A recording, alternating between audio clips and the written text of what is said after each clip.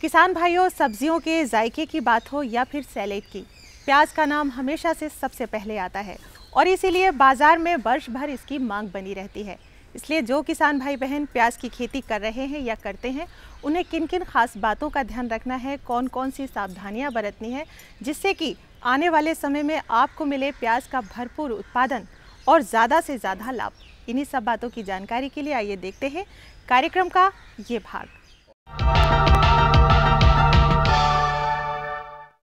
किसान भाइयों, जैसे कि आप जानते हो कि भाई जो प्याज जो है हमारा सब्जियों में एक महत्वपूर्ण स्थान रखता है। अगर किसान भाई प्याज को उगाते हैं तो खासकर दिल्ली और आसपास के एरिया में जो है इसकी काफ़ी अच्छी आमदनी ले सकते हैं। प्याज जो है इसकी साल भर डिमांड रहती है और कई बार तो इसके भाव इतने ज़्यादा हो जाते हैं कि किसान एक एक एकड़ से प्याज पैदा करके 2-2 लाख तक की आमदनी ले सकता है। तो जैसा कि आजकल इसका समय है, किसान इसकी पौध रोपण कर सकता है।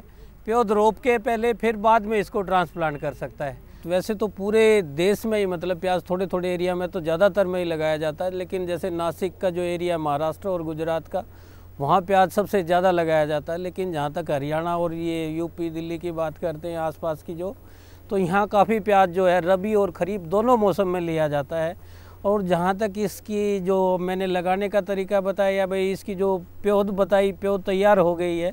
किसान भाइयों, अगर इस पौध लगाने में क्या क्या सावधानियाँ रखनी चाहिए, कैसे कैसे आपने इसको लगाना है, तो उसके बारे में अगर आप कोई सवाल पूछना चाहते हैं तो पूछ सकते हैं। डॉक्टर साहब, हरियाणा में प्याज को कौन कौन सी किस्म लानी चाहिए?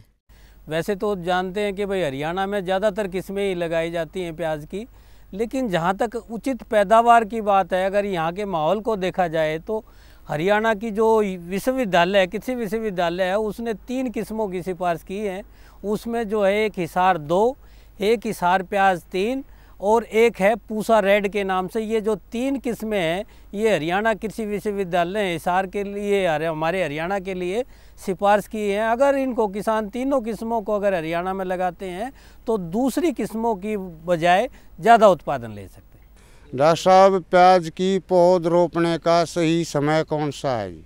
जहाँ तक पौध रोपण का सही समय की जो बात है किसान भाई, अगर मतलब वैसे तो जो हमारा जो दिसंबर का लास्ट पार्ट है, मतलब लास्ट समय जो है, उससे किसान भाई अगर उसकी पौध तैयार हो चुकी है तो वहाँ से लगाना शुरू कर सकता है। और ये फरवरी के लास्ट तक, पूरी फरवरी तक मतलब आप अपने प्याज को लगा सकते हैं। कई बार ये हो जाता है गर्मी ज़्यादा जल्दी आ जाती है, तो उस टाइम हमने ये रखना चाहिए कि 15 फरवरी से पहले पहले लगा लेना चाहिए। लेकिन अगर मौसम थोड़ा सा ठंडा रह जाता है तो थोड़ा देर तक लगा सकता है। पौध की क्यारी की लंबाई चौड़ाई कितनी होनी चाहिए और पौध का कितना अंतर होना चाहिए? जहाँ तक क्यारियों के आकार की बात करते हैं, ये इस तरह से होता है कि भाई पानी उसमें आराम से लग जाए और उसमें जो खरपतवार हैं आराम से निकाले जा सकें। तो उस हिसाब से देखा जाए तो जो जहाँ तक इसकी क्यारी की चौड़ाई है वो किसान को 2 से 3 मीटर तक लंबी रखता है तो अच्छा रहता है। जहाँ तक लंबाई की बात है वो पानी के ढलान के अनुसार होती है। अगर खेत का ढलान अच्छा है तो किसान कितनी भी लंबी क्यारी रख सकता है, लेकिन ज़्यादातर पानी आराम से लग जाए, हम उसकी लंबाई ज़्यादातर 5 मीटर तक रखते हैं। तो इस तरह से 2 मीटर चौड़ी और 5 मीटर लंबी किसान क्यारी बना के उसमें जहाँ तक इसमें लगाने का जो तरीका होता है वो लाइन से लाइन, मतलब वो 15 सेंटीमीटर, पंक्ति से पंक्ति मानो उसको 15 सेंटीमीटर और पौधे से पौधा जो है 10 सेंटीमीटर रखना चाहिए। ये अंतर हम इसलिए रखते हैं, जो ये अंतर रखते हैं ताकि जो प्याज का विकास है वो अच्छी तरह से हो सके। इस तरह से ही 15 गुणा 10 सेंटीमीटर की दूरी पे किसान छोटी छोटी लाइनें बना लेते हैं और लाइनें बनाकर जितना जो ये अंतर दिया हुआ है उस पे एक एक करके पौध को लगा सकता है। कई बार क्या होता है, पौध लंबी हो जाती है ज़्यादा, और वो अगर ज़्यादा लंबी किसान लगा जाता है तो उसके जो पत्ते हैं वो ज़मीन पर चिपक जाते हैं जब किसान पानी देता है, तो उसको ऊपर से तोड़ के या काट के भी आराम से लगा सकता है। उससे पौधे अच्छी तरह से उठ जाते हैं और सर्वाइव करते हैं। डॉक्टर साहब, प्याज की पौध लगाते समय कितना खाद डालना चाहिए? जहाँ तक किसान भाइयों इसमें खाद की बात है तो इसमें 20 टन जो है गोबर की सड़ी खाद जब आप किसान खेत तैयार कर रहा होता है, मतलब 15-20 दिन पहले ही अपने खेत में अच्छी तरह से सड़ी हुई का मतलब मैं इसलिए कह रहा हूँ, अगर किसान कच्ची गोबर की खाद डालता है तो उसमें दीमक आने की संभावना रहती है। तो इसलिए किसान को कम से कम 1 साल पुरानी जो गली हुई खाद है उसको ही खेत में डालना चाहिए। फिर बात होती है दूसरे खादों की, दूसरे जो हमारे रासायनिक फर्टिलाइजर है, रासायनिक उर्वरक हैं, तो उसमें 50 किलो नाइट्रोजन, 25 किलो फास्फोरस और 20 किलोग्राम जो है वो पोटास डालना चाहिए।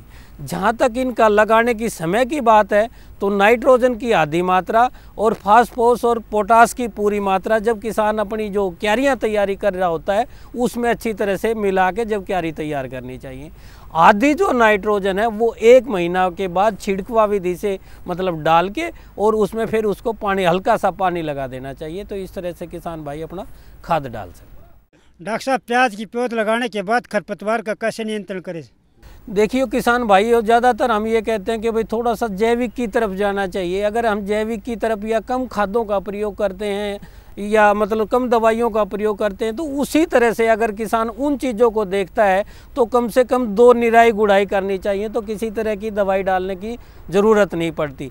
लेकिन कई बार क्या है, लेबर ज़्यादा महंगाई हो जाती है, मतलब मजदूरी ज़्यादा महंगी पड़ती है, तो उस टाइम किसान सोचता है क्यों न अपना खर्चा कम कर लिया जाए।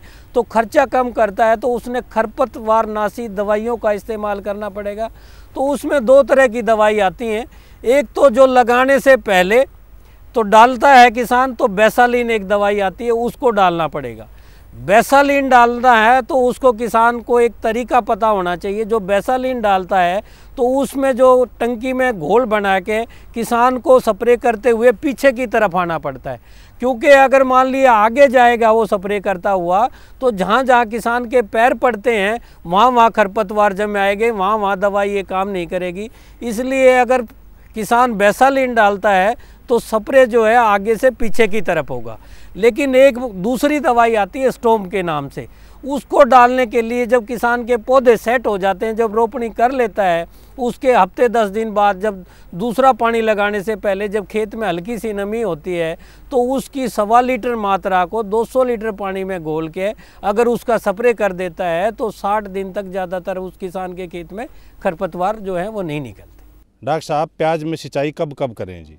देखिए किसान भाइयों, जो प्याज की बात करते हैं, सिंचाई की जो बात करते हैं ना, इसमें 2 अवस्थाएं होती हैं प्याज में। एक अवस्था में पौधे का विकास होता है और दूसरी अवस्था में जो रिप्रोडक्टिव स्टेज है, जिसमें यानी हमारा बल्ब प्याज बनता है। तो इस दोनों में पानी का अलग अलग ध्यान रखने की ज़रूरत है। जब पौधे का विकास हो रहा होता है तो वहाँ किसान अगर पानी को कई बार आगे पीछे कर लेता है तो कोई ज़्यादा फर्क नहीं पड़ता उसकी ग्रोथ पे, जो उसकी उपज पे ज़्यादा फर्क नहीं पड़ता। लेकिन जब उसकी रिप्रोडक्टिव स्टेज यानी जब उसके बल्ब बनना शुरू हो जाता है, जब किसान को खेत में हल्की सी नमी का रखना बहुत ज़रूरी होता है ताकि उसके जो प्याज का विकास है वो अच्छा हो।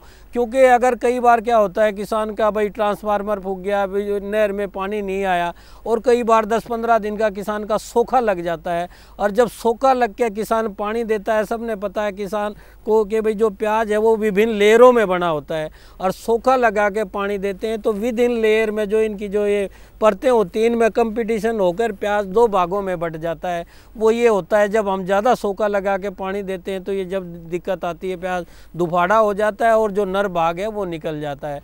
तो उसको रोकने के लिए जब आप किसान का जो प्याज बन रहा होता है उस टाइम खेत में हल्की सी नमी का बनाए रखना बहुत ज़रूरी। डॉक्टर साहब, प्याज को पकने से पहले उखाड़ना चाहिए, बाद में उखाड़ना चाहिए? देखो प्याज में जैसे आजकल, ये आपने बहुत अच्छा सवाल पूछा, क्योंकि जो प्याज आजकल बहुत महंगा है। आपने देखा होगा बाज़ार में 30-35 रुपये किलो प्याज जो है वो पक्का बिक रहा है। तो इस टाइम अगर जिसने अगेता किसान भाई ने प्याज लगाया हुआ है तो वो आल के रूप में, कच्चे प्याज के रूप में, क्योंकि कच्चे प्याज से सब्जी भी बनती है, सैलेड में भी इस्तेमाल होता है, तो कच्चे में भी अगर आज के दिन किसान कच्चा जब आल के रूप में पाड़ के ले जाएगा मार्केट में तो हो सकता है कि जब पका के, एक तो टाइम ज़्यादा लगेगा पकाने में और ज़्यादा हो सके उस टाइम भाव गिर जाए। तो अगर कई बार ऐसा होता है इस टाइम जब कच्चा प्याज होता है, भाव मार्केट में ज़्यादा होता है, तो किसान मुनाफे में रहेगा। किसान को कच्चा प्याज जितना भी निकल सके, भाव अच्छा मिल रहा है तो कच्चे में निकाल के बेच सकता है, क्योंकि उसमें स्टोरेज नहीं करना, वो सीधा सब्जी के रूप में किसान का बिक रहा है तो उसमें बेच सकता है। जितना नहीं बिके उसको जब उसका प्याज पक जाए तो पके हुए को उखाड़ो और अपना जो है भंडारण करो उसका।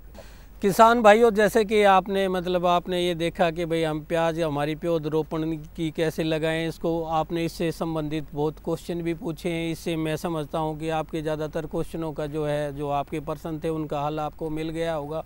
इसी तरह से अगर हम प्याज में सब सावधानियों का ध्यान रखते हैं, सभी तकनीकी रूप से इसकी अच्छी क्यारी बनाते हैं, अच्छी प्योद तैयार करते हैं, लगाने का अंतर ठीक रखते हैं, सही समय पे उसका जो खाद डालते हैं, इसके खरपतवार निकालते हैं, टाइम टाइम पे इसका पानी का ध्यान रखते हैं, इन सब चीज़ों को अगर किसान अच्छी तरह से ध्यान में रख के करता है तो वो अच्छी पैदावार लेगा और मैं ये कहता हूँ कि उसको अच्छे ही दाम मिले।